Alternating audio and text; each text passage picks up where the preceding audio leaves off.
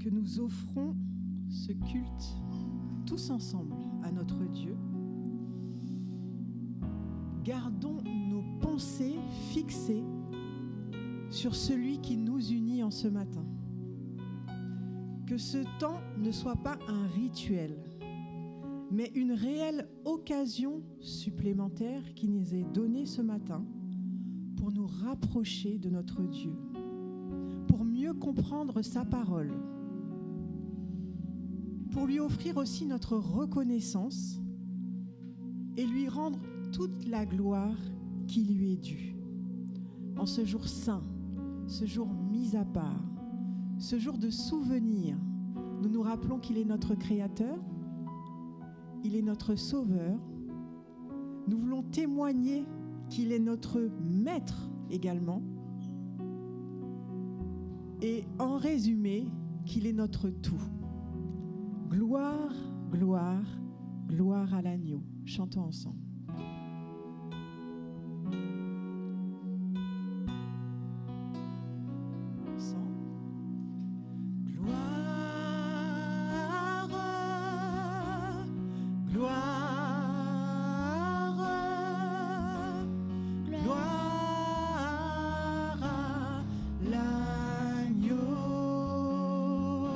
Ensemble, gloire.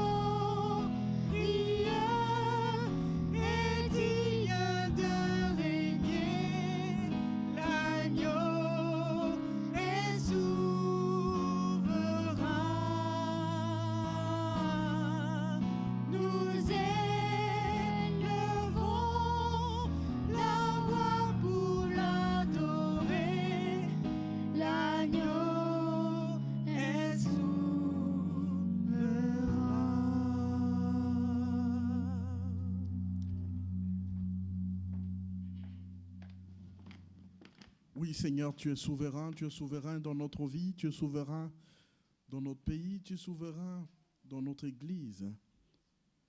Seigneur, prends le contrôle de ce moment d'adoration au nom de ton Fils Jésus-Christ. Amen.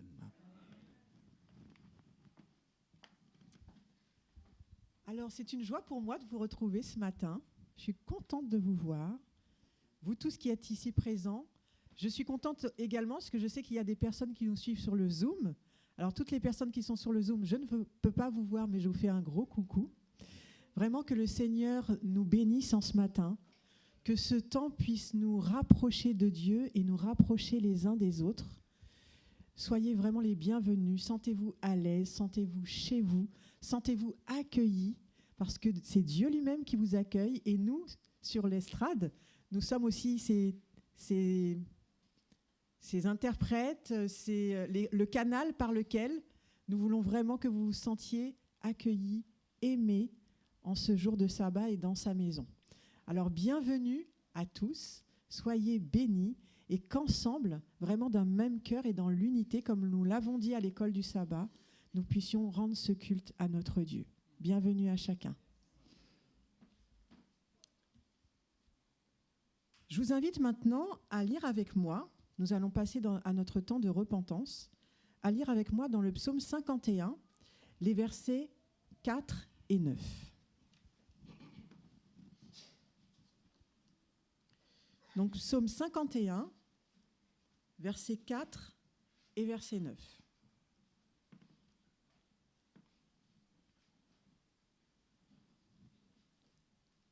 Le verset 4 nous dit ceci. Lave-moi, oui, psaume 51, oui. Lave-moi complètement de mon iniquité et purifie-moi de mon péché. Verset 9. Purifie-moi avec l'hysope et je serai pur. Lave-moi et je serai plus blanc que la neige. Amen.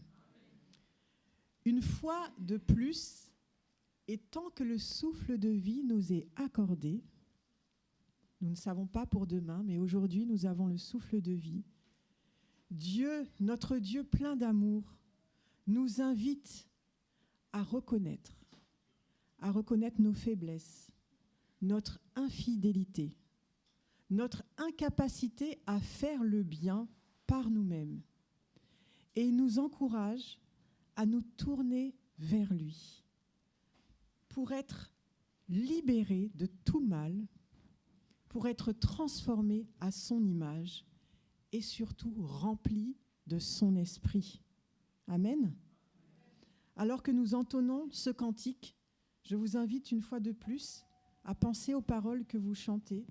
Faisons au plus profond de notre cœur ce vœu, cette démarche de foi d'aller vers Dieu et de lui demander de nous purifier de tout mal, de tout péché. Blanc plus blanc que neige. Jésus, par ton sang précieux, enlève mon iniquité. Chantons ensemble.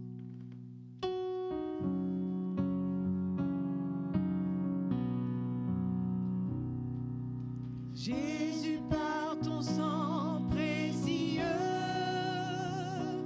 enlève mon iniquité. Regarde-moi du haut des cieux, dis-moi que tu m'as pardonné. J'ai longtemps erré, cœur rebelle, mais j'entends ta voix qui m'appelle. Au pied de la croix maintenant, tout confus brisé, je me rends. Blanc, plus blanc que neige, blanc, plus blanc que neige, lavé dans le sang de l'agneau, je serai plus blanc que la neige.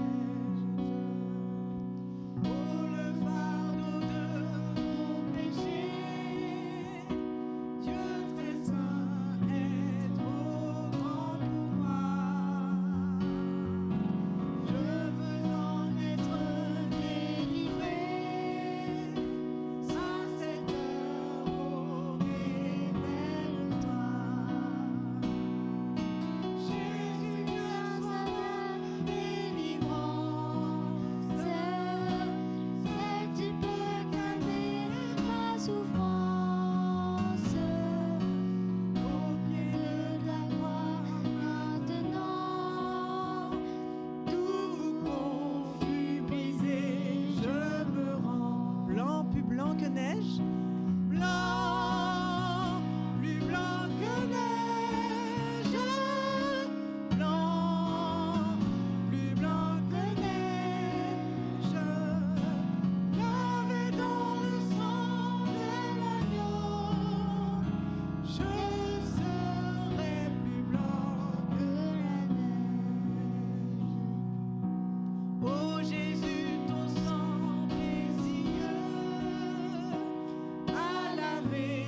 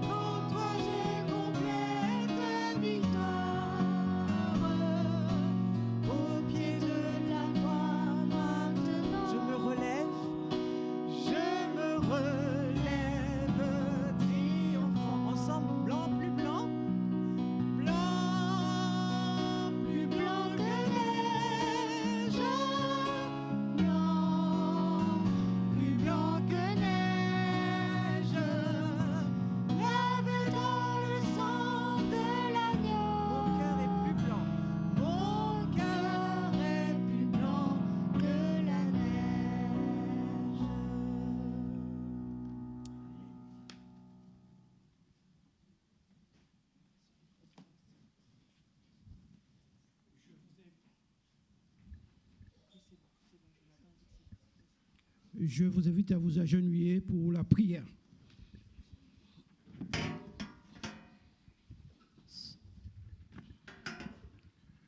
Bon et charitable Père Céleste, c'est avec un esprit de repentance, mais aussi avec un esprit d'effacement, mais de reconnaissance pour tout ce que tu fais pour chacun de nous, que nous nous approchons de toi ce matin. Ô Éternel, notre Dieu, notre bon Père Céleste, nous voulons te dire merci parce que tu nous as conduits dans ta maison ce matin, Seigneur.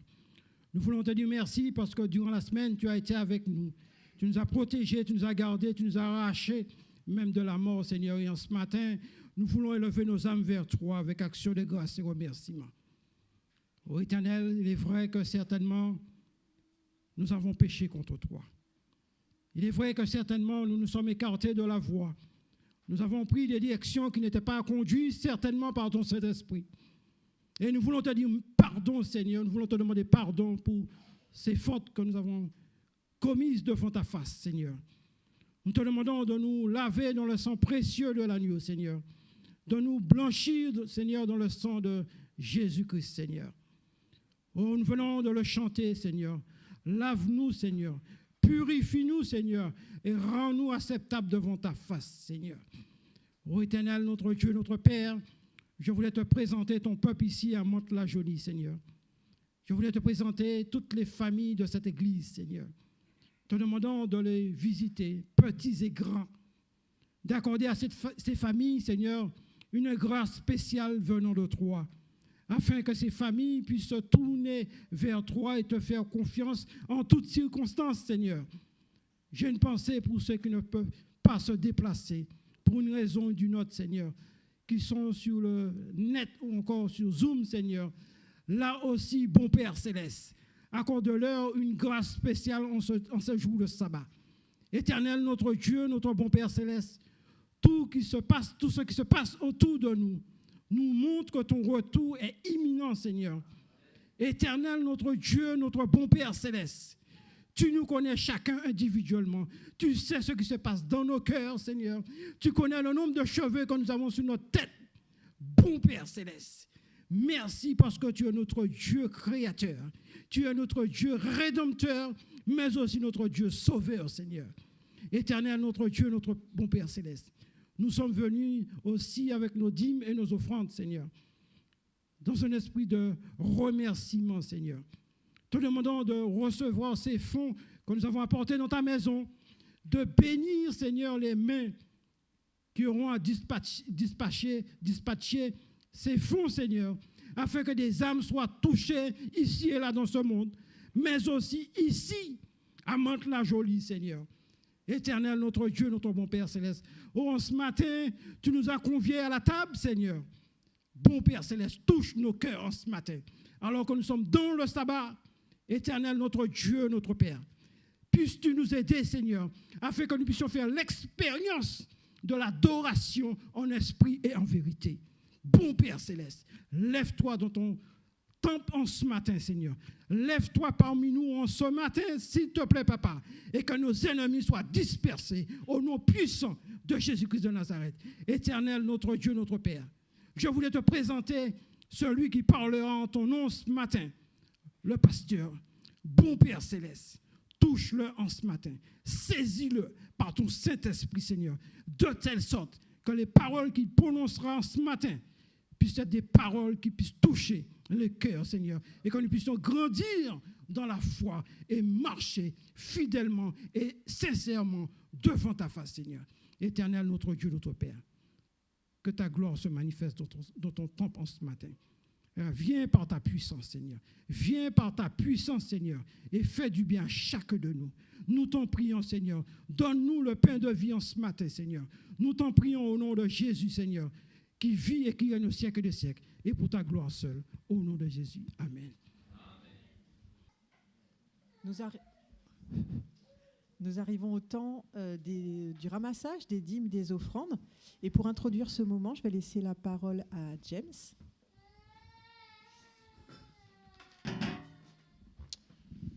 Chers frères et sœurs, bonjour. Ce moment important de notre culte, celui des dîmes et des offrandes, devrait l'être pour chacun d'entre nous. C'est un temps où nous exprimons notre gratitude envers notre Créateur. C'est aussi un temps où nous reconnaissons que tout ce que nous possédons vient de sa main généreuse. Mais il arrive quelquefois que nous l'oublions. Il arrive quelquefois que nous essayons de retenir ce qui lui appartient.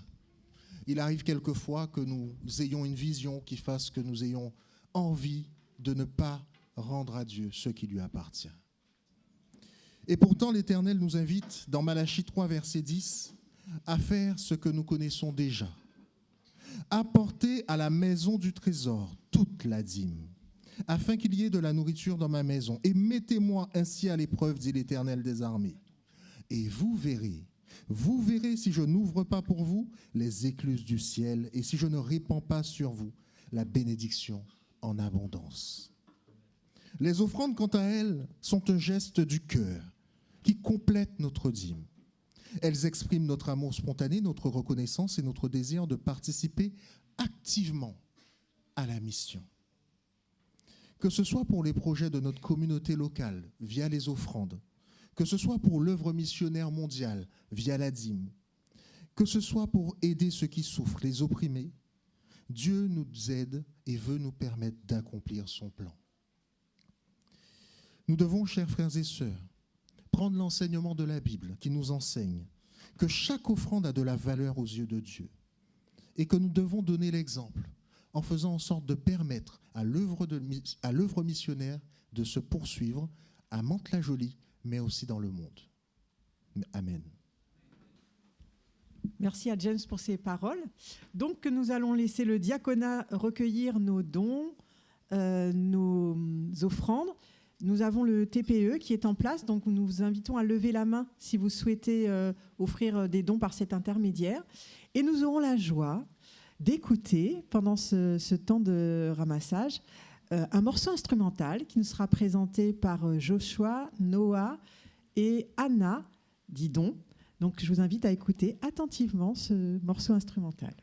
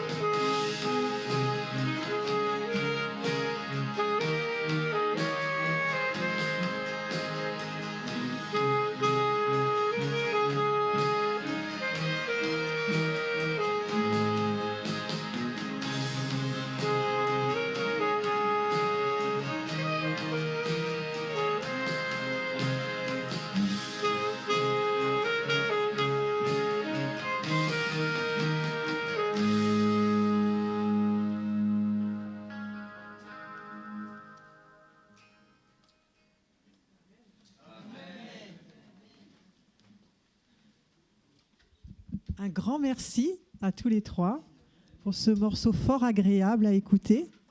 Nous connaissons ce chant, hein, nous connaissons aussi les paroles et nous remercions vraiment Joshua, Noah et Anna de nous avoir bercés pendant ce temps de ramassage des dîmes et des offrandes. Alors j'invite juste les enfants à patienter. Il y a bien une histoire aujourd'hui, mais on va la raconter un petit peu plus tard. Nous allons maintenant arriver dans notre temps de louange, avant de passer au moment de partage et de communion. Et pour ce temps de louange, je nous invite à nous rappeler de l'amour que Dieu nous porte. Il y a un psaume qui parle justement et qui nous rappelle presque tous les versets, mais tous les 2 versets, à quel point Dieu est bon. Est-ce que vous devinez de quel psaume je parle ? Presque. J'entends 136, mais c'est pas celui-là. J'ai failli, effectivement, mais c'est pas celui-là. Un psaume qui nous rappelle régulièrement, tout au long du psaume, l'amour de Dieu. Son amour qui dure toujours. Son amour durera toujours. Est-ce que ces paroles vous disent quelque chose ? Toujours pas. C'est le psaume 118. Alors, je ne vais pas le lire en entier, mais je vais en prendre quelques versets. Et c'est vrai que nous vivons ce matin un temps solennel, mais également c'est le moment de nous rappeler à quel point Dieu nous aime. Et le psaume 118 nous dit « Louez l'Éternel car il est bon, car sa miséricorde durera toujours. » Qu'Israël dise « car sa miséricorde durera toujours. » Que la maison d'Aaron dise « car sa miséricorde durera toujours. » Que ceux qui craignent l'Éternel, c'est-à-dire nous, disent « car sa miséricorde durera toujours. » Du sein de la détresse, j'ai invoqué l'Éternel. L'Éternel m'a exaucé. Il m'a mis au large. L'Éternel est pour moi, je ne crains rien. Que peuvent me dire des hommes ? L'Éternel est mon secours et je me réjouis à la vue de mes ennemis. Mieux vaut chercher un refuge en l'Éternel que de se confier à l'homme. Amen. Amen. Je vérifie juste quelque chose. Et du coup, je rectifie, excuse-moi Thierry, c'est toi qui avais raison. C'est le psaume 136 que je visais au départ, mais le psaume 118 également reprend ces paroles. Dieu nous a démontré à la croix et il nous rappelle au quotidien, à travers des expériences, des petits clins d'œil parfois qu'il nous fait, des expériences que nous vivons avec lui, à quel point il nous aime. Dans sa parole, il nous dit qu'il nous aime. Dans chacune des circonstances de nos vies et parfois à travers nos frères et sœurs, ceux que nous côtoyons, notre prochain, il nous rappelle qu'il nous aime. Qu'il est bon de se sentir aimé, n'est-ce pas ? Amen. Et nous le sommes. Nous sommes aimés d'un amour éternel et profond par notre Dieu. Que ces paroles puissent rester dans nos cœurs alors que nous chantons ce chant qui, je pense, est inspiré par le psaume 136. Louez Dieu car il est bon, son amour durera toujours. Est-ce qu'on peut se lever pour le chanter ensemble ?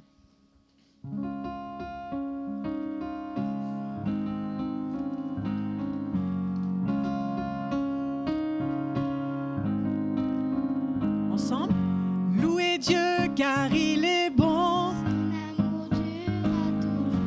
louez le Dieu du pardon, Son amour durera toujours. louez le Dieu juste et saint, Son amour durera toujours. louez le Dieu souverain. Son amour durera toujours. Son amour calme la frayeur, son amour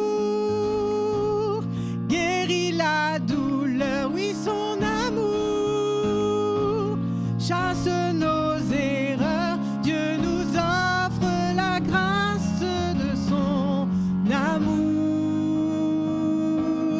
Louez le Père éternel, Son amour durera toujours. créateur de l'univers.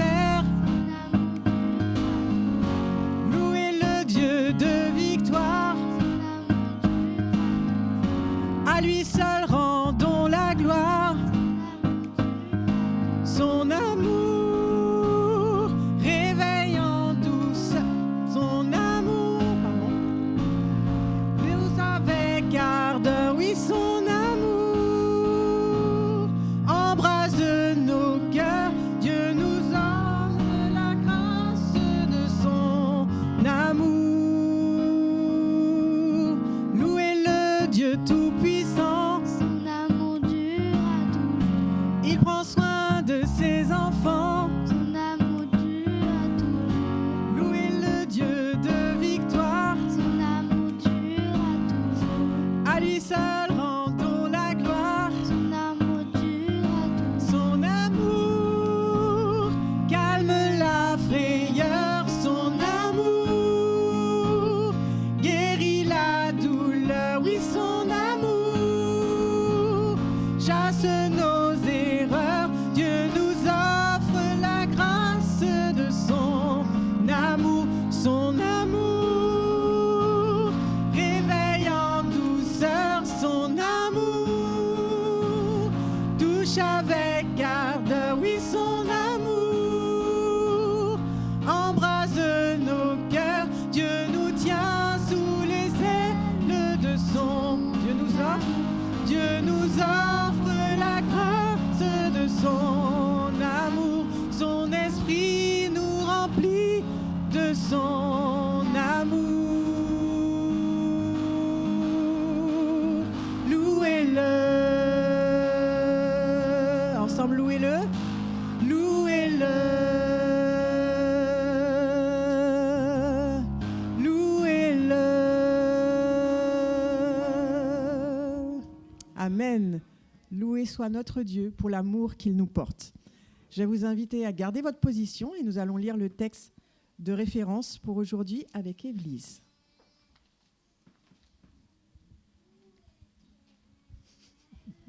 Amen. Louez-le. Amen.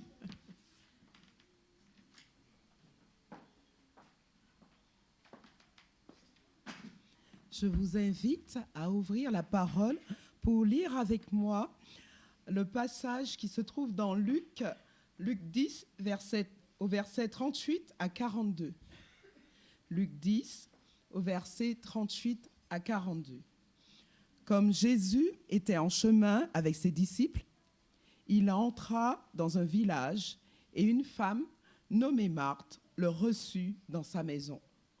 Elle avait une sœur nommée Marie qui était assise aux pieds du Seigneur, écoutait sa parole.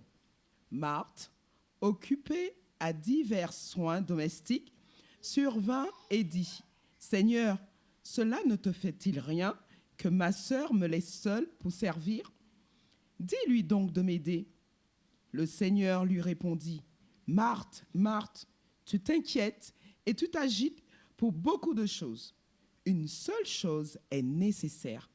Marie a choisi la bonne part qui ne lui sera point ôtée. Amen. Merci. Vous pouvez vous asseoir.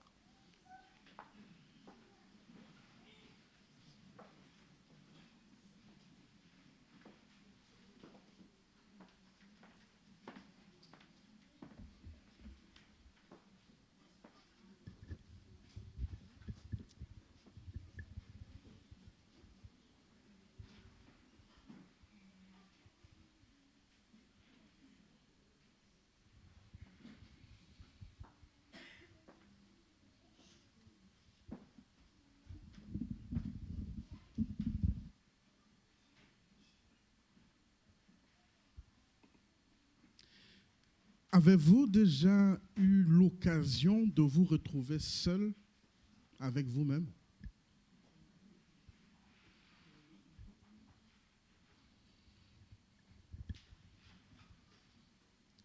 Quelle est la sensation de ce moment-là?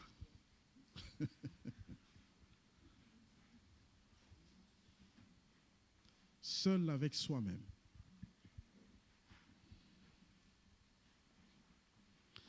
Avez-vous déjà eu l'occasion de vous réveiller tard dans la nuit, très tôt le matin, et vous n'avez pas sommeil, et vous êtes seul, vous ne voulez pas prendre votre téléphone, mais vous êtes seul avec vous dans vos têtes?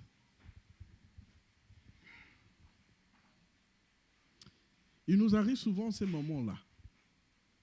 Et c'est là où on commence à se poser des grandes questions, des questions existentielles. Pourquoi suis-je là? Qui suis-je? Qu'est-ce que je suis en train de faire? Est-ce que j'aime ce que je fais ou pas?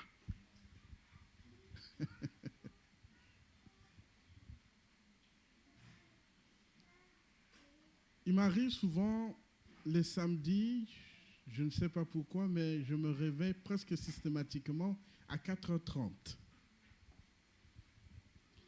Et je me suis réveillé ce matin à 4h30. Il y avait quelque chose dans mon message, je n'étais pas convaincu. Je voulais que le message me parle d'abord avant de livrer. J'ai repris mon message et à la fin, je me suis posé 3 questions. Qu'est-ce qui est essentiel dans ma vie? Et c'est la question que j'aimerais vous laisser ce matin. Qu'est-ce qui est essentiel dans votre vie?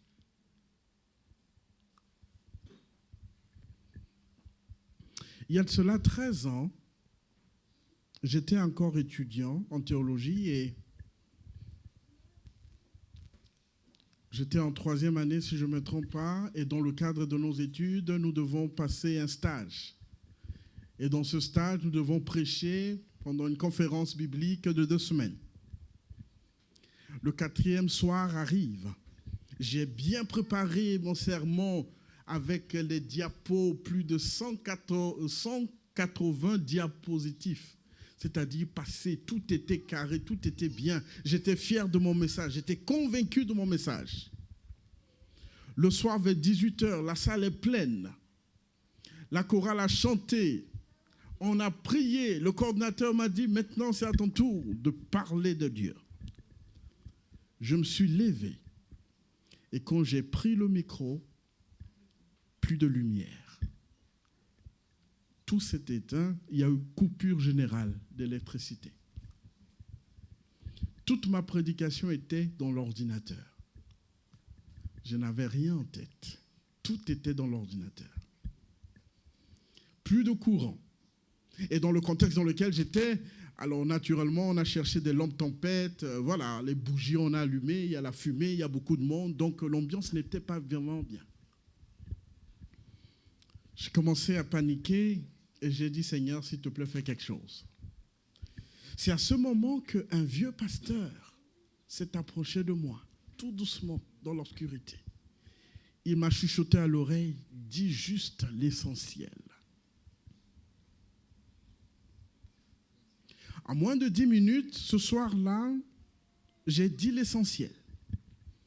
Je ne m'attendais pas à ce que le Seigneur allait faire. Et je ne sais pas quel courage m'a pris, j'ai lancé l'appel. Et il y a eu des personnes qui ont accepté Christ et par la suite se sont baptisées. Je me suis dit, à partir de ce moment-là, c'est quoi l'essentiel dans la vie de chacun? Dans chaque situation, dans ma vie professionnelle, dans ma vie sentimentale, dans ma famille, dans ma santé, dans ma relation avec Dieu. C'est quoi l'essentiel?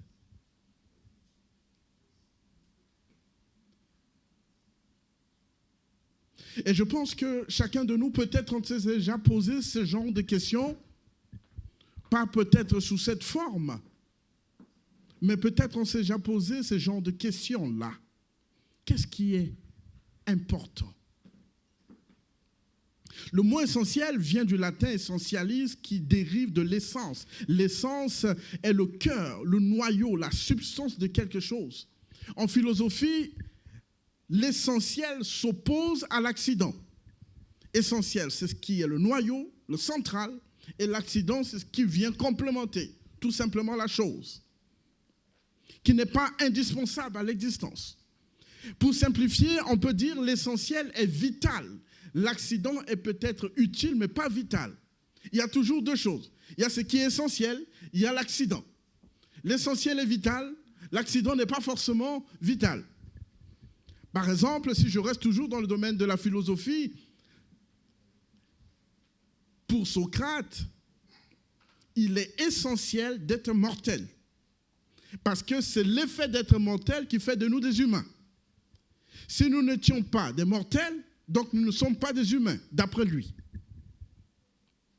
Mais c'est accidentel d'avoir une barbe, d'après lui. Ne vous regardez pas ma barbichette.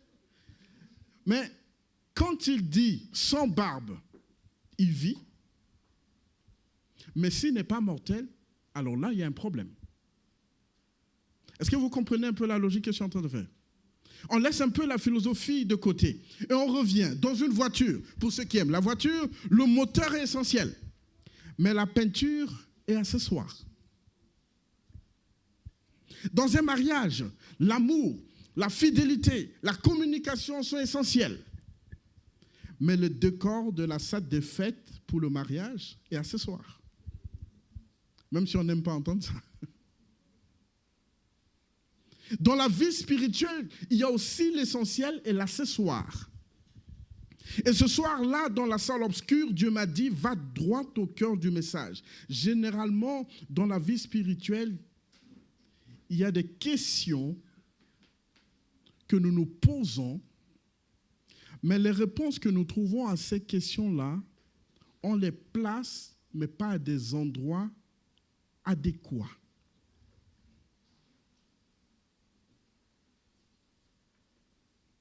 Dans les évangiles, Jésus rencontre des gens qui se perdent dans les détails, dans l'accident.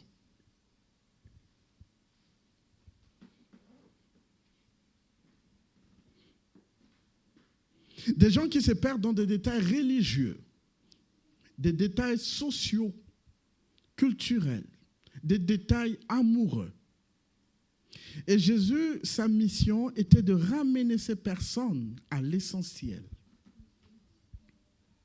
Nous avons l'exemple du jeune homme riche. L'histoire du jeune homme riche, nous connaissons tous, qui se trouve dans Marc, chapitre 10, versets 17 à 31. Ce jeune homme est religieux. Il observe les commandements. Il respecte la loi. Il connaît les textes. Mais Jésus regarde son cœur et dit, il te manque une chose. Il te manque l'essentiel.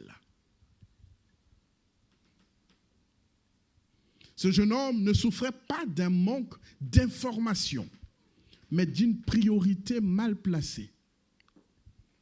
Nous connaissons bien l'histoire aussi qui se déroule avec cette femme dans Luc chapitre 11, versets 27 à 28. Cette femme qui dit « Oh, heureux le ventre qui t'a porté !»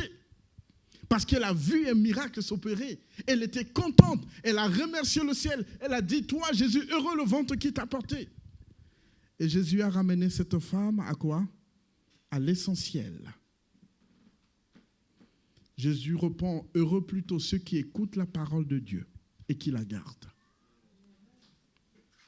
Ce n'est pas un rejet de la mère de Jésus, hein? Jésus ne rejette pas sa mère dans cette réponse, mais il rappelle. La relation biologique est un détail, la relation spirituelle est essentielle, d'après Jésus. C'est ce que j'entends par priorité mal placée. Tant que notre accident devient essentiel dans notre vie, alors nous n'avons pas bien placé notre priorité.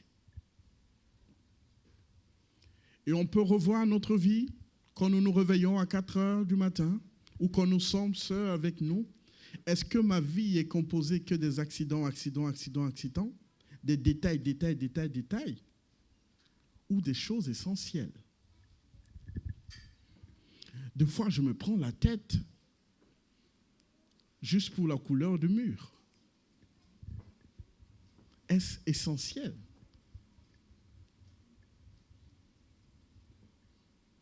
Jusqu'à ce que ta tension augmente.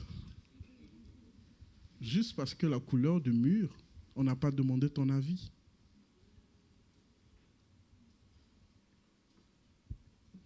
Le Seigneur veut nous ramener aujourd'hui à revoir l'essentiel dans notre vie. Luc chapitre 10, versets 38 à 42, le texte que notre sœur nous a lu ce matin, et je vous propose d'ouvrir ensemble avec moi, pendant quelques minutes, nous allons analyser ce texte, nous rappelle aussi la notion d'essentiel et d'accident. Un texte qui illustre bien la notion de priorité mal placée. Beaucoup lisent cette histoire comme Marie la spirituelle et Marthe l'activiste, la charnelle, celle qui n'a pas de foi. Mais ce n'est pas le message que je m'aurais tiré ce matin. dans l'histoire de Marthe et Marie. Vous êtes à la page Luc, chapitre 10, versets 38 à 42. Je n'aimerais pas qu'on voit Marthe comme celle qui n'a pas la foi. Non. C'est qu'on n'a pas bien compris le texte. Qui est Marthe ici dans le texte? Son nom signifie grande dame, tout simplement. Gouvernante. Grande dame, gouvernante. Elle est probablement responsable de la maison, autonome, active, engagée. C'est elle peut-être qui ramène le pain à la maison, c'est elle qui gère la maison, peut-être c'est elle la grande sœur, c'est elle qui a toute cette responsabilité de faire vivre la maison. Donc on ne peut pas dire qu'elle est charnelle, non. Son service est appelé diaconia, c'est-à-dire dans la tradition grecque, ce qu'elle pose comme acte, c'était du diaconat. Elle proposait un service. Elle était là pour rendre tout le monde à l'aise dans sa maison. Elle fait de son mieux pour que tout le monde soit à l'aise. Tous ceux qui entrent, tous ceux qui sortent, tous ceux qui vivent. Et diaconia deviendra plus tard le mot central dans l'Église, le service du diaconat, c'est-à-dire ce service n'est jamais condamné dans la Bible. Marthe incarne ce que notre société valorise, ce que notre communauté valorise, l'hospitalité généreuse, le sens du devoir, le service actif, la responsabilité. Quand tu es responsable, quand tu travailles, quand tu rends service, quand tout est bien, quand on peut te faire confiance, voilà, on t'aime, c'est normal, c'est ce que la société demande, c'est ce que la communauté demande, c'est ce que chacun de nous demande dans sa relation à l'autre, que tu sois disposé. Marthe n'est pas charnelle. Marthe incarne la réalité de la vie dans laquelle nous sommes, la réalité de la société. Donc où est-ce se trouve le problème ici? Si tout est parfait, si Marthe se comporte bien, où se trouve le problème? Jésus ne reproche pas ce que Marthe fait. Non, ce n'est pas ce que Jésus reproche. Mais comment elle le fait? Jésus ne reproche pas ce que Marthe fait, mais comment elle fait. Car les mots grecs qu'il a utilisés, Jésus dit, tu t'occupes.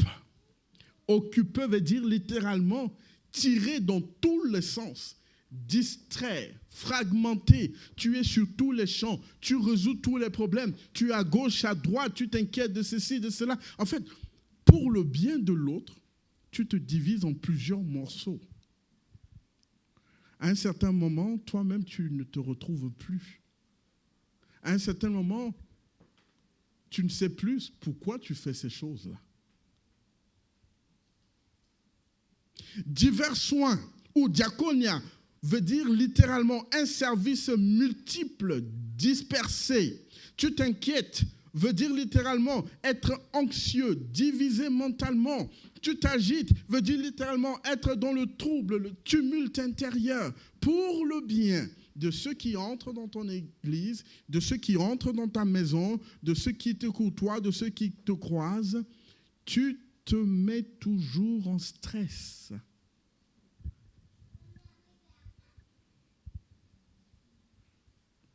Je pense bien que Marthe n'est pas la seule. Hein. Combien de fois on s'inquiète? Vous avez l'habitude de recevoir des invités? Combien d'entre vous passent plus le temps avec l'invité que dans la cuisine?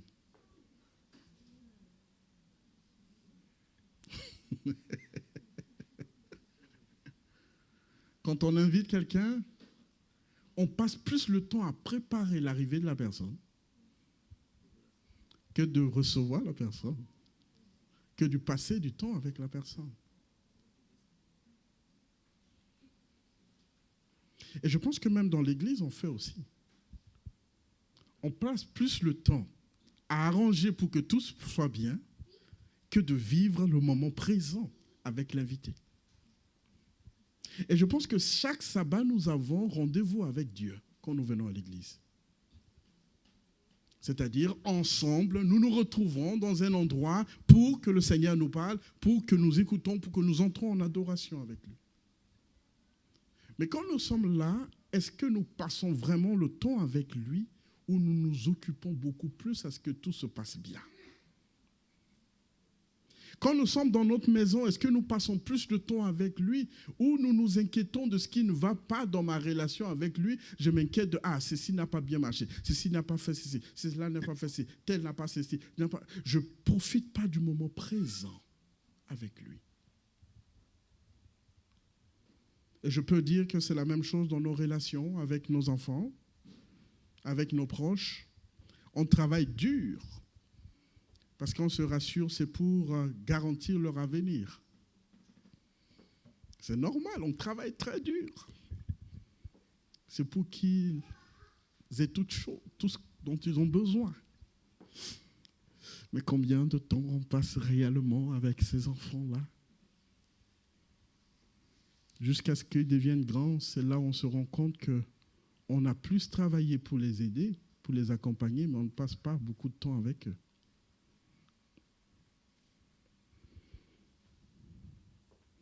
C'est ce que Marthe faisait. Marthe reçoit Jésus, mais elle est distraite de Jésus par le service de Jésus. Elle reçoit Jésus, mais elle est distraite de Jésus par le service de Jésus. Et c'est ici que réside le danger le plus subtil pour nous chrétiens, notamment dans nos actions pour les autres, pour Christ. Dans la semaine, les sabbats, en ce début d'année, nous sommes occupés par des bonnes choses, famille, travail, ministère. Et parlons du ministère dans la vie de l'Église, cela arrive souvent. On se focalise sur la logistique, sur le programme, sur les détails de l'organisation, sur ce qui est assis à côté de qui. Qu'est-ce qui manque? Sur qui aurait dû faire ceci, cela? Tel devait faire ceci, tel devait faire cela. Ce sont des questions qui nous préoccupent tout le temps. Tout le temps, tout le temps, tout le temps. Et on oublie de passer le temps avec le Seigneur. Les programmes de l'Église remplacent la présence de Dieu. Oh, je suis le premier. Je ne peux pas venir vous livrer un message si ça ne me parle pas. Je suis le premier concerné. Le militantisme chrétien surplante la communion intime avec Dieu. Les œuvres pour Dieu prennent la place de la relation avec Dieu. Lorsque l'outil prend la place de l'objectif, on perd l'essentiel. Ellen White l'exprime ainsi, elle dit « Les Marthes doivent d'abord s'asseoir avec Marie au pied de Jésus. La diligence doit être sanctifiée. D'abord, le service est bon. Mais l'écoute de Jésus doit d'abord le précéder. Revenons maintenant sur Marie. Nous sommes presque à la fin du message. Marie a fait un choix qui choque dans son contexte. Avec du recul, on pense que Marie a fait le bon choix. Mais dans son contexte, le choix qu'a fait Marie était le mauvais.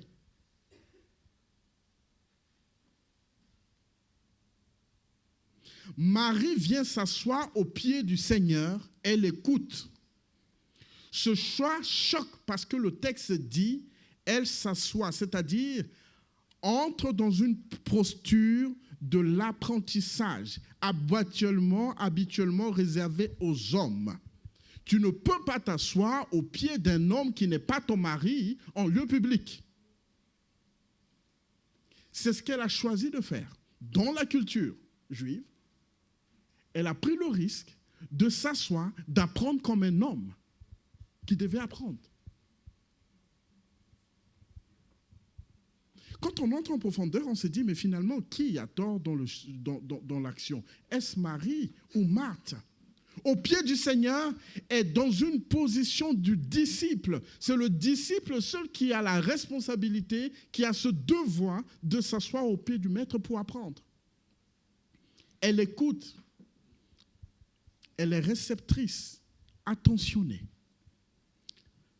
Mon frère, ma sœur, si aujourd'hui tu me dis, pasteur, je fais le choix de plus passer de temps avec Dieu que de travailler pour Dieu, je dis que le Seigneur te bénisse.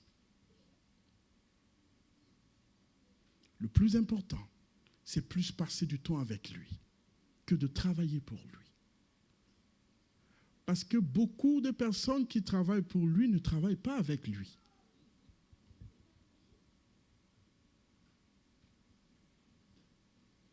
Finalement, qu'est-ce que Dieu veut? Qu'on travaille pour lui ou qu'on soit avec lui? Il veut les deux. Ce n'est pas parce qu'il a présenté l'essentiel qu'il faut négliger l'accident. Mais l'accident ne doit pas prendre la place de l'essentiel. Et les 3 actions posées par Marie lui ont permis d'avoir une triple bénédiction. Premièrement, Jésus dit, la présence de Jésus lui-même, c'est-à-dire pas seulement ses enseignements, mais sa personne, pas seulement son œuvre, mais sa communion, pas seulement ses bénédictions, mais lui-même. Le fait de choisir de s'asseoir aux pieds de Jésus, Marie a eu cette opportunité de vivre en communion avec Jésus lui-même. Frère, tu ne peux pas travailler pour Jésus si toi-même tu n'es pas en communion avec lui. De quelle énergie tu te recharges et tu recharges les autres si toi-même tu ne prends pas le temps de te recharger spirituellement? Deuxième bénédiction, l'écoute de sa parole, c'est-à-dire recevoir la parole avant de donner, être rempli de la parole avant de servir, contempler la parole avant d'agir. Troisième bénédiction, la relation avant la performance, c'est-à-dire être avec lui avant de faire pour lui. L'intimité avant l'activité, la communion avant la mission. S'il y a quelque chose que j'aimerais vous laisser ce matin en guise de message, c'est développons l'intimité avec Christ avant de travailler pour Christ. Plus nous développerons, nous allons développer cette intimité, plus nous saurons faire face aux difficultés de la mission. La mission devient de plus en plus difficile si nous ne sommes pas rechargés. Ça devient un fardeau pour nous.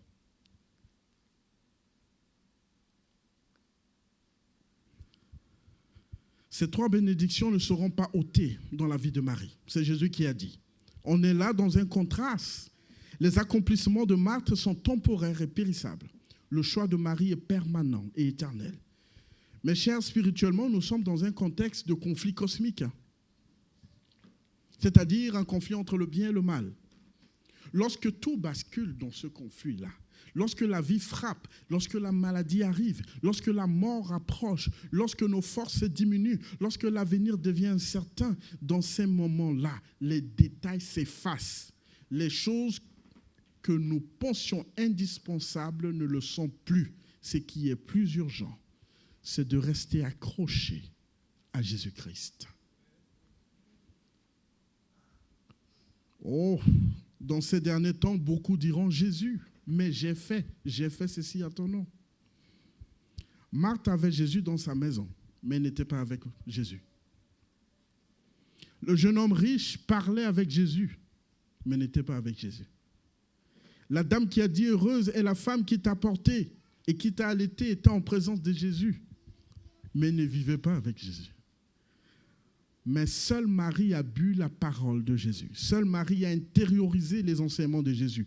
La question n'est donc pas d'avoir Jésus autour de soi, mais de garder sa parole dans notre cœur. Et Jésus le dit clairement dans Luc, chapitre 11, verset 28, « Heureux plutôt ceux qui écoutent la parole de Dieu et qui la gardent. » C'est-à-dire, si nous devons revenir à l'essentiel spirituel serait d'écouter la parole de Dieu et de garder, parce que c'est cette parole qui nous aidera dans notre marche spirituelle. Et Apocalypse chapitre 1, verset 3 dit, « Heureux celui qui lit, qui entend et qui garde, car le temps est proche. » L'essentiel, c'est écouter la parole, garder la parole, vivre la parole. Voilà le centre. Voici ce qui nous prépare. Voici ce qui nous transforme. Voici ce qui restera quand tout passera. Quand tu es très occupé, c'est à ce moment que tu passes plus de temps dans la Bible. Essaye et tu verras. La semaine est longue, fatigante, beaucoup de défis. Coupe tout et ouvre ta Bible. Prends ton temps. On te met la pression. coupe tout. Entre dans la parole de Dieu. Prie et médite. À la sortie, appelle-moi et tu me dis ce que tu ressens. Je ne peux pas venir vous prêcher ce que je n'ai pas expérimenté. Nous ne pouvons pas répondre aux besoins de ce monde si nous ne sommes pas ressourcés spirituellement. Mon frère, ma soeur, si l'urgence te force à choisir, si la vie te presse, si la confusion t'entoure, si tu n'as plus la force de tout porter, choisis l'essentiel. Et l'essentiel, Jésus nous l'a dit, c'est écouter la parole. Garder la parole, vivre la parole. Tout le reste passera. La parole demeurera. Et ceux qui gardent la parole seront appelés heureux, dans Apocalypse chapitre 1, verset 3. En ce début d'année 2026, nous sommes à un carrefour dans notre vie. Le chemin de Marthe, c'est-à-dire continuer l'agitation, vivre dans l'anxiété, de la performance, manquer l'essentiel, ou le chemin de Marie. Choisir la présence de Dieu, vivre dans la paix de sa communion, saisir la bonne partie. Le Seigneur nous a donné l'occasion ce matin de nous rapprocher de sa table. Et se rapprocher de la table du Seigneur, c'est aussi un moment essentiel dans la vie ecclésiale. C'est un moment où nous disons, Seigneur, pour cette nouvelle année, pour ces 3 prochaines années, mois, nous demandons ta force.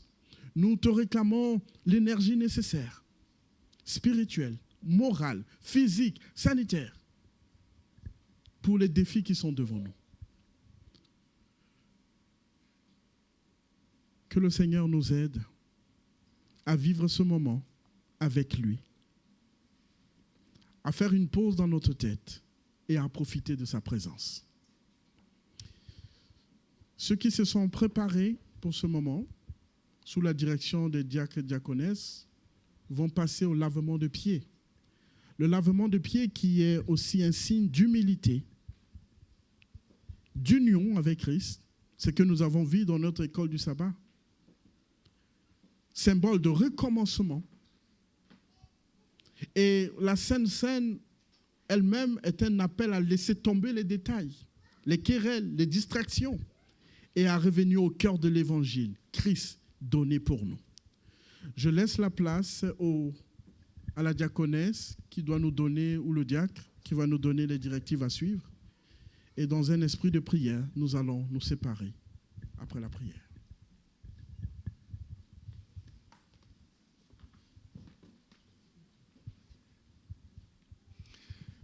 À tous ceux que je n'ai pas eu l'occasion de saluer ce matin, je dis bonjour à mes frères et sœurs dans le doux nom de Jésus.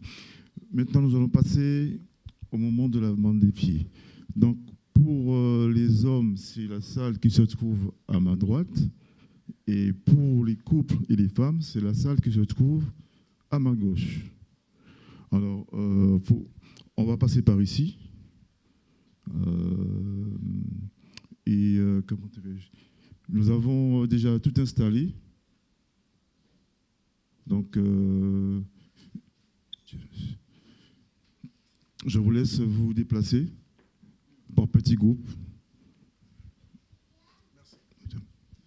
Et ceux qui restent dans la salle, restez dans un esprit de prière pour ceux qui vont passer au lavement des pieds. Je pense qu'il y a l'histoire des enfants qui doit passer. Nous allons d'abord prier avant de commencer ce moment. Seigneur, tu nous rappelles à travers la scène que chaque fois que nous nous rapprochons de ta table, que nous nous souvenons de l'essentiel de notre vie. Et l'essentiel, c'est que Jésus a donné sa vie à la croix pour nous sauver. Permets-nous, Seigneur, de nous rappeler jusqu'à ce que tu reviennes. Dans ce moment de lavement des pieds, humilie-nous, rends-nous humbles, sensibles à ta voix, à l'écoute de l'autre, mais à ce que nous tous nous soyons à ton écoute. Au nom de ton Fils Jésus-Christ, je t'ai prié. Amen.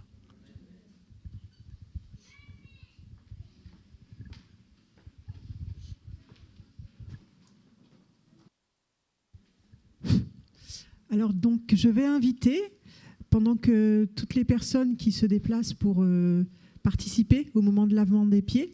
Je vais inviter Christelle à nous rejoindre, tous les enfants qui se trouvent dans la chapelle à nous rejoindre devant. Et Tati Christelle va vous raconter une histoire. Voilà, c'est le moment de l'histoire. Je vous avais promis qu'il y en aurait un moment d'histoire. Donc c'est maintenant. J'invite tous les enfants à se rapprocher. Alors, je vais vous donner à chacun un ballon. D'accord ?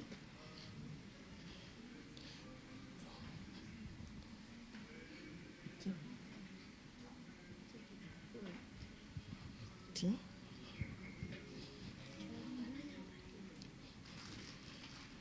Ah, mais Doudou, tiens. Tu veux du bleu aussi ?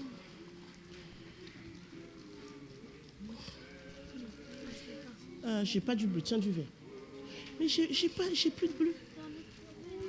Oh là là. Alors, un ballon bleu. Tu veux un ballon rouge? Voilà.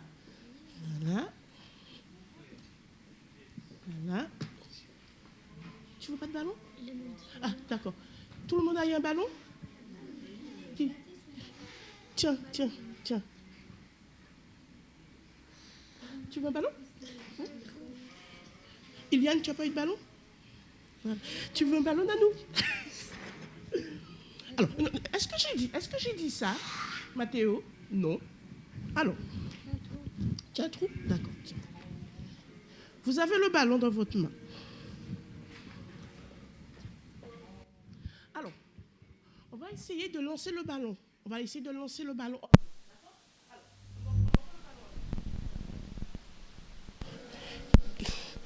Qu'est-ce qui se passe?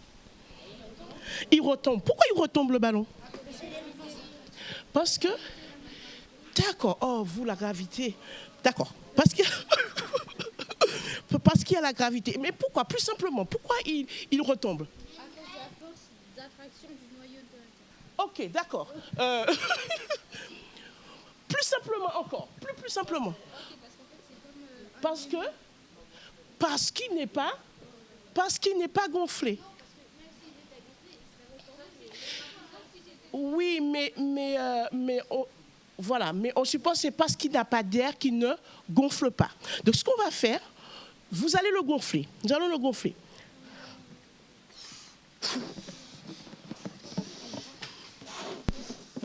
Ok. On le gonfle. Allez, Nanou, gonfle ton ballon. C'est bon.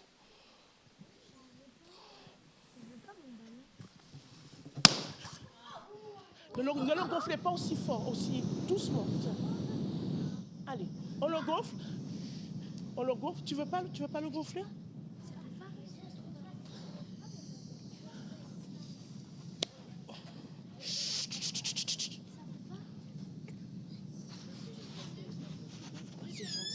Ah, attends. Alors, vous avez gonflé le ballon. Je vais récupérer les ballons sinon. Lorsqu'on le gonfle, qu'est-ce qui a permis qu'on gonfle le ballon? C'est, comme a dit Ofer, c'est l'air. L'air a permis que l'on gonfle le ballon. Maintenant, ce qu'on va faire, on va essayer de dégonfler le ballon. Ceux qui ont le gonflé. On peut ce qui se passe, on va voir. Voilà. Lorsqu'on dégonfle le ballon, est-ce que vous... C'est bon. Est-ce que vous voyez l'air? Non. Vous ne le voyez pas. Vous ne le voyez pas, mais vous... On le sent. C'est pareil que... C'est pareil que... C'est bon pour le ballon. Alors, on dépose les ballons. On a fait l'expérience avec le ballon. On les a gonflés. On a gonflé avec l'air. Mais qu'est-ce qu'on a dit? On a dit qu'on ne voit... Dépose le ballon. On ne voit pas l'air, mais on l'entend ou on le sent. D'accord? Savez-vous que... On va déposer les ballons. On dépose les ballons.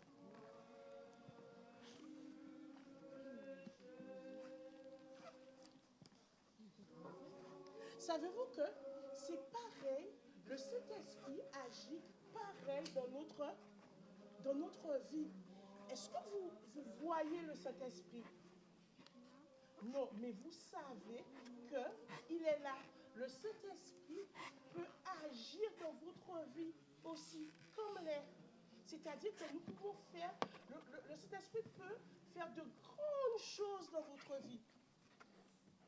Si nous lui laissons la place de le faire. D'accord? Chaque jour, vous deviez, comment je peux vous dire ça, savoir que vous n'êtes pas seul. Dieu vous a laissé un consolateur qui est le Saint-Esprit et qui peut vous aider et vous guider. D'accord? Alors, écoutez ce que je vais dire. On ne voit pas l'air ou le vent, mais on voit ce qu'il fait. On peut le sentir sous notre peau. On peut entendre le bruit qu'il fait quand il souffle. C'est pareil pour le Saint-Esprit. C'est comme le vent. On ne peut pas le voir, mais on sait qu'il est là. On peut l'entendre dans notre cœur, mais on voit ses effets dans notre vie. Par exemple, quand il nous dit de faire du bien, quand le Saint-Esprit nous dit de faire du bien, quand le Saint-Esprit nous dit d'être patient, quand le Saint-Esprit nous dit d'être gentil, nous voyons les effets que ça produit en nous. D'accord? Donc nous allons prier. Nous allons demander au Seigneur de nous aider. Qui veut faire la prière? Moi. Tu veux prier? Moi. Viens. Tu vas répéter après moi. On y va? On va prier. Seigneur, aide-moi à mieux connaître le Saint-Esprit et qu'il soit libéré dans ma vie. Amen. Amen. Alors, je vais vous laisser partir avec le ballon que vous avez dans les mains. Et à chaque fois, pensez que, comme on ne voit pas le vent, mais que le Saint-Esprit peut aussi agir dans notre vie. Merci beaucoup.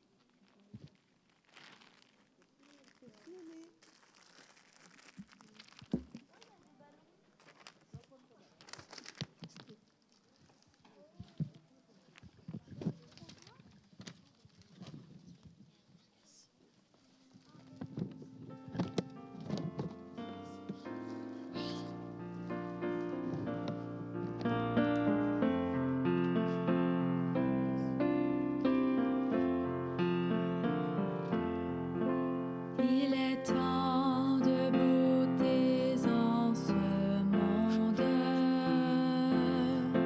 merveilles qui s'offrent à moi.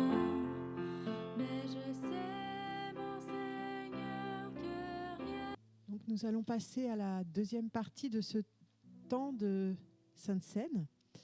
Et pour ouvrir cette deuxième partie, je vous propose de chanter avec nous au numéro 228 de nos cantiques « À ta Seine bénie, ô Sauveur charitable ».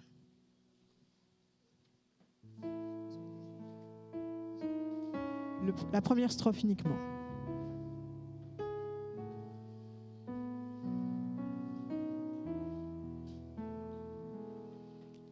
À ta Seine bénie, ô Sauveur charitable, tu viens nous convier de nouveau en ce jour,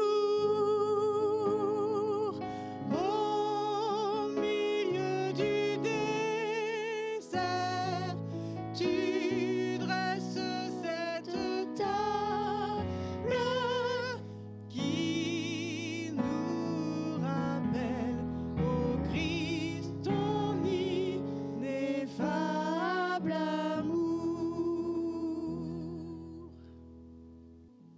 Nous allons mimer le couplet d'après, pendant qu'Étienne continue à jouer.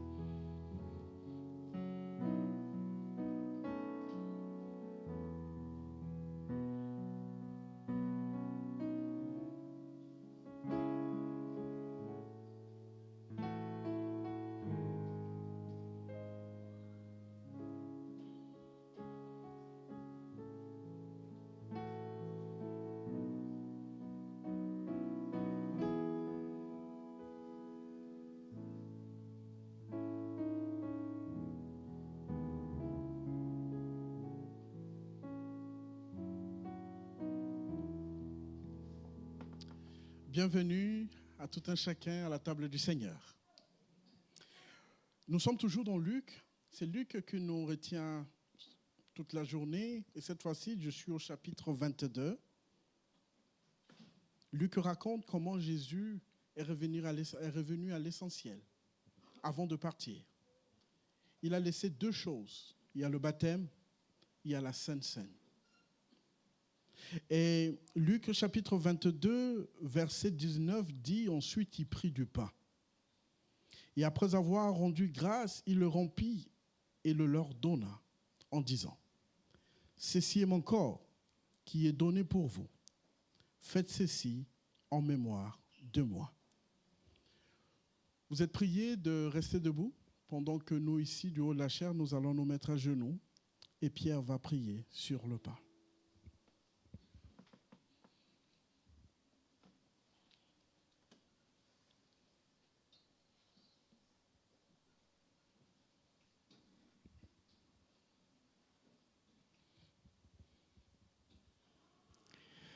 Notre Dieu, notre Père, nous voici prosternés humblement autour de cette table. Tu nous as invités, Seigneur, à participer à cette scène. Seigneur, nous prenons conscience de cet amour que tu as eu pour nous en te donnant sur cette croix. Et Seigneur, merci pour cette occasion que tu nous donnes.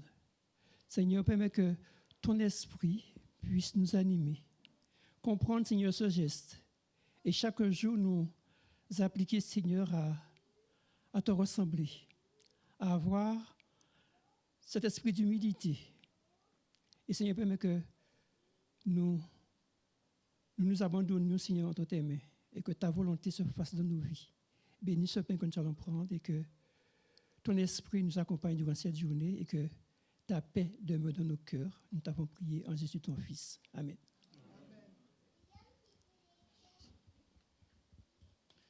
Ceux qui participent restent debout dans un esprit de prière pendant que nous allons continuer. Chantons, le Seigneur nous a aimés comme on n'a jamais aimé.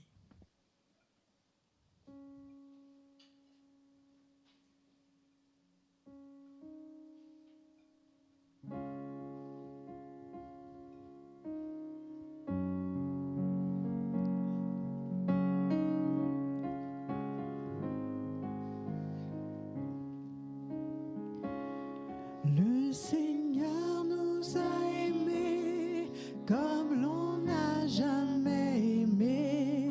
Il nous guide chaque jour comme une étoile dans la nuit. Quand nous partageons le pain, il nous donne son amour.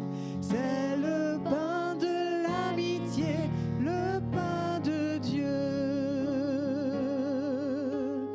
C'est mon corps, prenez et mangez. C'est mon sang, prenez et buvez, car je suis la vie et je suis l'amour. Ô Seigneur, emporte-nous dans ton séjour. Le Seigneur nous a aimés comme l'on n'a jamais été, si fort qu'il triompha de la mort. Il sortit de son tombeau libre et vainqueur. C'est mon corps, prenez et mangez. C'est mon sang, prenez et buvez, car je suis la vie et je suis l'amour. Ô Seigneur, emporte-nous dans ton séjour.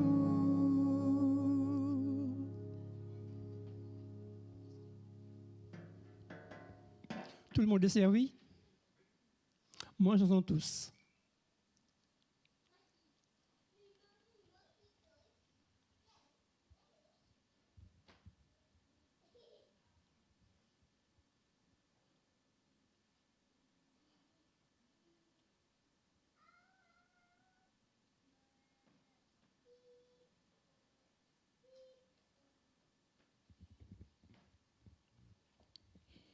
Le texte se poursuit en verset 20.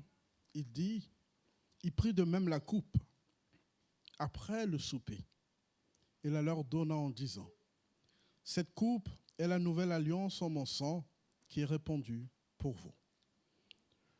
Nous allons nous mettre à genoux ici et James va prier pour cette coupe, ce jus de raisin.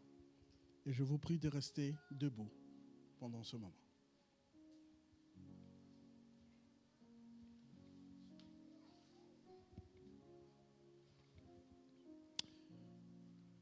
En cet instant, Père éternel, ton peuple se présente devant toi pour se remémorer ce moment fort qui a marqué nos vies à tout jamais. Ce moment qui correspond au choix que tu as fait de voir le sang de ton Fils couler sur une croix face à des pécheurs, face à des êtres comme nous. Tu aurais pu nous laisser dans la situation dans laquelle nous étions, mais tu as pris le choix de pouvoir laisser ton propre Fils descendre et venir nous sauver. Cette symbolique que nous avons entre les mains, ce jus de la vigne que nous prenons en ce jour, nous voulons absolument qu'il soit pour nous l'objet d'un renouveau spirituel, qu'il soit pour nous l'objet d'un nouveau départ, qu'il soit pour nous l'objet de tout ce que tu as prévu pour nous, tout ce que tu as prévu de positif et qui est le début de notre nouvelle vie. Te demandons pardon. Et c'est au travers du sang de Jésus-Christ que nous pouvons le faire. Alors nous te demandons de bien vouloir nous laver dans le sang de Jésus et de permettre que ce sang qui a coulé ne le soit pas en vain, mais qu'il nous serve pour aujourd'hui et pour l'éternité. Bénis ce vin que nous allons prendre, que celui-ci, ce fruit de la vigne, puisse nous imprégner et que nous puissions en prendre toute la symbolique. Nous t'avons prié dans le nom de Jésus et pour sa gloire. Amen.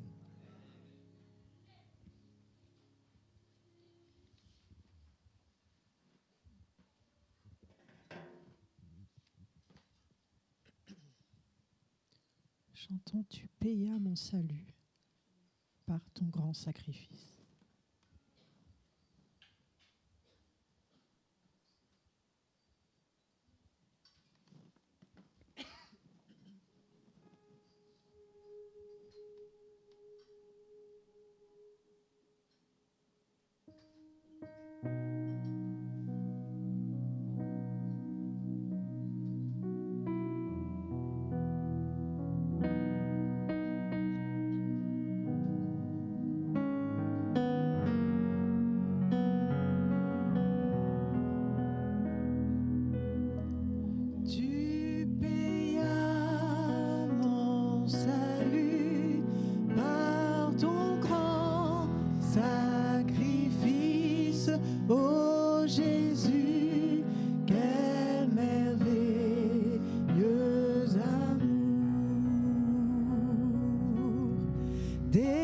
Désormais, pour ton saint et glorieux service, ton racheté se donne en retour.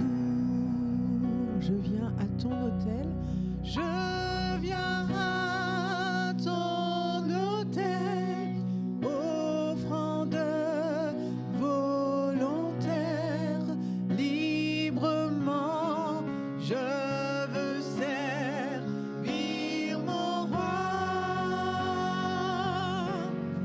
Je ne veux désormais que ta gloire, ô mon Père, ne vivre que par toi, que pour toi. Prends tout ce que je suis, prends mon cœur et mon âme, que tout mon être te soit livré. Contrôlé par l'Esprit,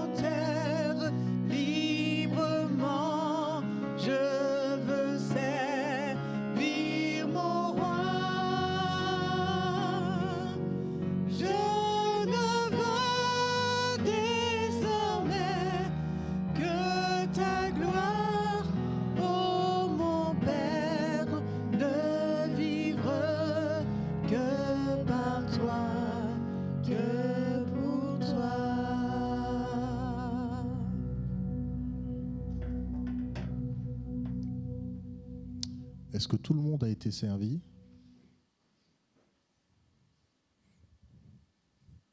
Buvons-en tous.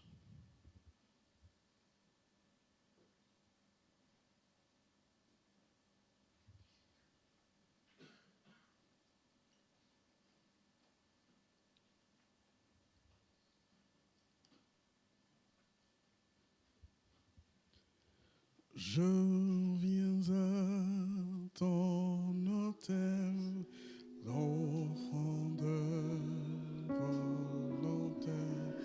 J'ai vraiment, je veux servir mon roi. Je ne veux désormais que par gloire, oh mon Père, ne vivre que par toi, que pour toi. Je regardais ma montre tout à l'heure parce que j'aimerais qu'on sorte d'ici au plus tard à 13h pile. Il n'y a pas une raison à cela, mais j'aimerais qu'on sorte d'ici au plus tard à 13h pile. Ce qui veut dire qu'il nous reste encore une petite dizaine de minutes. J'aimerais qu'on prenne juste 5 minutes dans ce temps-là et qu'on se mette 2 à 2 et qu'on pose juste une question à la personne qui est en face de nous. En ce 2026, quelle est ta priorité? Quelle sera ta priorité dans ta vie spirituelle? Quelle sera ta priorité par rapport à ta propre vie, ta santé? Ta priorité dans ta relation à tes proches? La personne n'est pas obligée de répondre, mais posez quand même la question. Vous allez vous échanger ces questions et prier pour la priorité de l'autre, pour que le Seigneur puisse l'aider à réaliser cette priorité.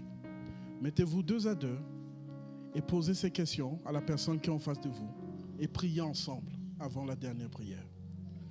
Je ne veux désormais que ta gloire, oh mon Père, ne vive que par toi, que pour toi. Je viens à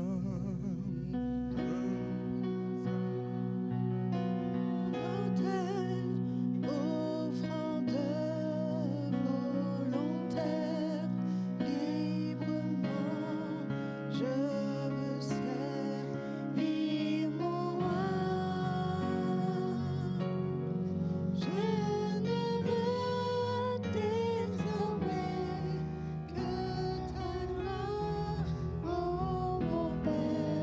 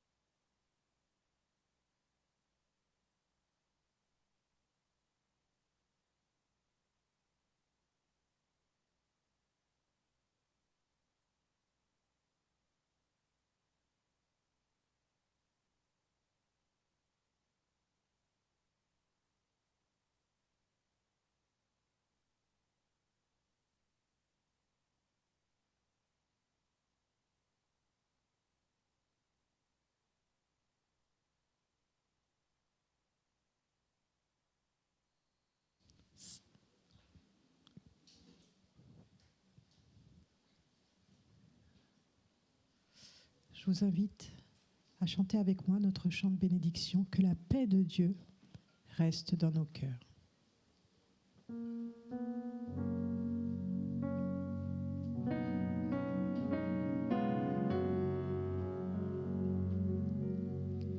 Que la paix de Dieu reste dans nos cœurs.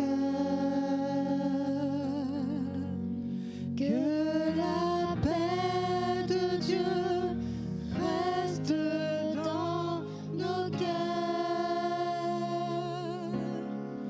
Que sa force nous anime dans la joie ou dans les pleurs.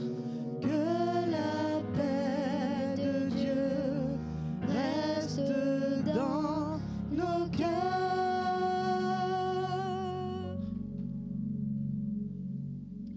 Chers frères et sœurs, pendant que les anciens et moi, nous élevons nos mains et recevez la bénédiction de notre Seigneur. Que le Seigneur Jésus qui entra dans la maison de Marthe et de Marie entre aussi dans ta maison et dans ton cœur. Qu'il t'accorde la grâce de servir avec générosité comme Marthe, sans jamais perdre la paix intérieure que donne l'écoute de sa parole. Que son esprit t'apprenne chaque jour à choisir la bonne part, celle que personne ne pourra t'ôter, c'est-à-dire sa présence, sa voix, sa joie, sa lumière, sa parole en toi. Que la paix du Christ repose sur toi, qu'elle guide tes pas, apaise tes pensées et remplisse ta vie d'une communion profonde avec lui. Va dans la paix du Seigneur et demeure sous sa bénédiction. Au nom de Jésus-Christ. Amen. Merci.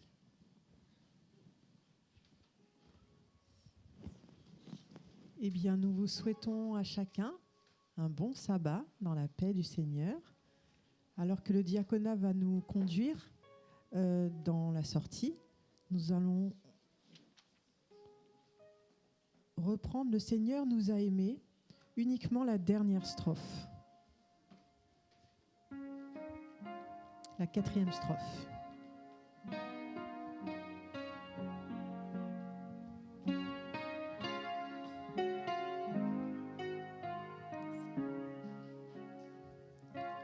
Le Seigneur nous a aimés comme l'on n'a jamais aimé. Il rassemble tous les hommes et les fait vivre de sa vie. Et tous les chrétiens du monde sont les membres de son corps. Rien ne peut les séparer de son amour. C'est mon corps, prenez et mangez. C'est mon sang, prenez et buvez. Car je suis la vie et je suis l'amour. Ô Seigneur, emporte-nous dans ton amour. C'est mon corps, prenez et mangez. C'est mon corps, prenez et mangez. C'est mon sang, prenez et buvez. Car je suis la vie et je suis l'amour. Ô